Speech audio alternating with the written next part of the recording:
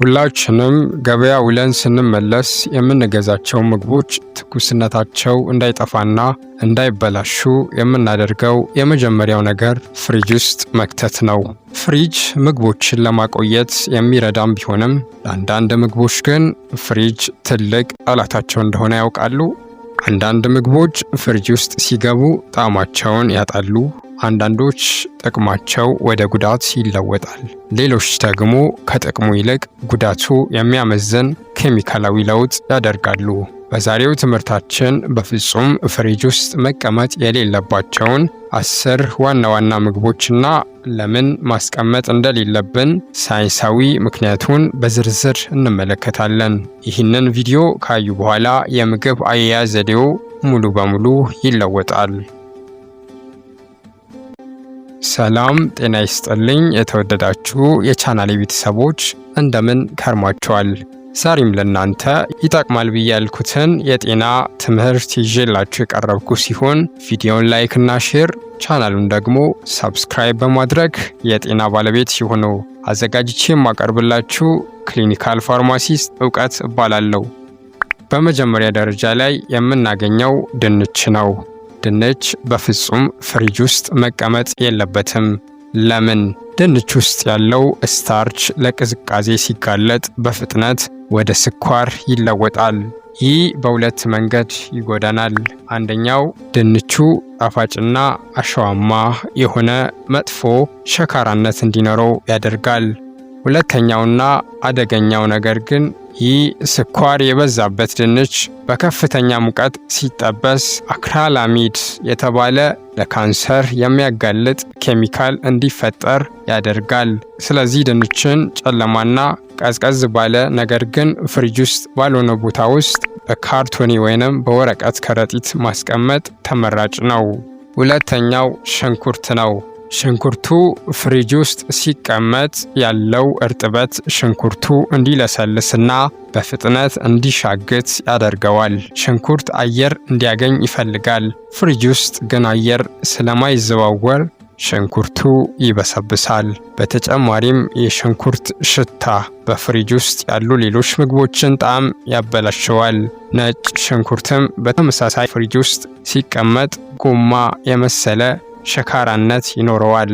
እንዲሁም በውስጡ መብቀል ይጀምራል። ነጭ ሽንኩርትና ቀይ ሽንኩርት አየር በሚያገኝበት እርጥበት ውስጥ ከፍሪጅ ውጪ ለረጅም ጊዜ መቆየት ይችላሉ።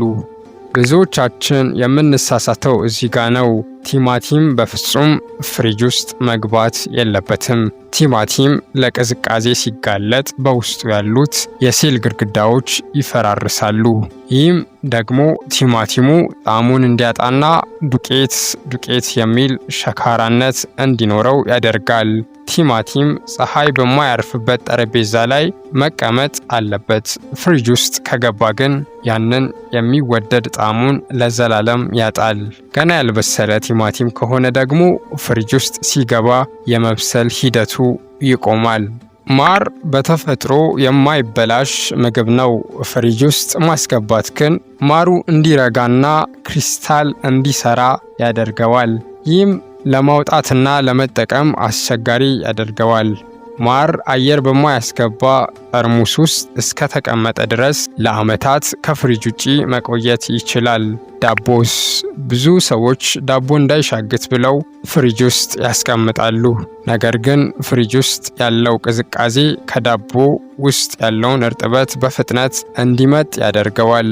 ይህም ዳቦ በፍጥነት እንዲደርቅና እንዲገተር ያደርገዋል። ዳቦን ከ2 ቀን በላይ ለማቆየት ከፈለጉ ፍሪጅ ውስጥ በታችኛው ክፍል ሳይሆን ፍሪዘር በበረዶ ቤት ውስጥ አስቀምጠው መጠቀም ሲፈልጉ ማቅለጥ ይሻላል። ሙዝ ሞቃታማ አካባቢ የሚበቅል ፍሬ ስለሆነ ቅዝቃዜ አይወድም። ፍሪጅ ውስጥ ሲገባ ልጣጩ በፍጥነት ይጠቁራል፣ የመብሰል ሂደቱም ይስተጓጎላል። ቡና ደግሞ በፍሪጅ ውስጥ ያለውን ማንኛውንም ሽታ የመምጠጥ ባህሪ ያለው።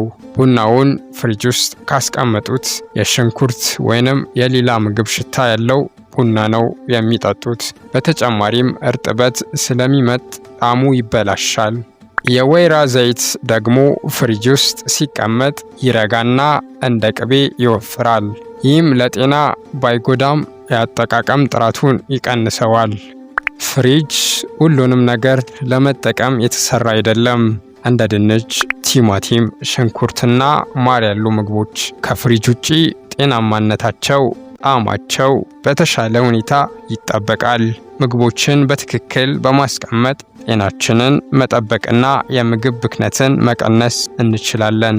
እናንተ እስካሁን ፍሪጅ ውስጥ ስታስቀምጧቸው የነበሩ ምግቦች የትኞቹ ናቸው? በቪዲዮው ያልጠቀስነው ግን ፍሪጅ ውስጥ የማይገባ ምግብ ካለ ኮሜንት ላይ አጋሩን። ቪዲዮ ጠቃሚ ሆኖ ካገኛችሁት ላይክ እና ሼር ማድረጋችሁን አትርሱ። ለቻናላችን አዲስ ከሆናችሁ ሰብስክራይብ በማድረግ ቤተሰብ ሁኑ። በሚቀጥለው ቪዲዮ እስክንገናኝ ጤና ይስጥልኝ።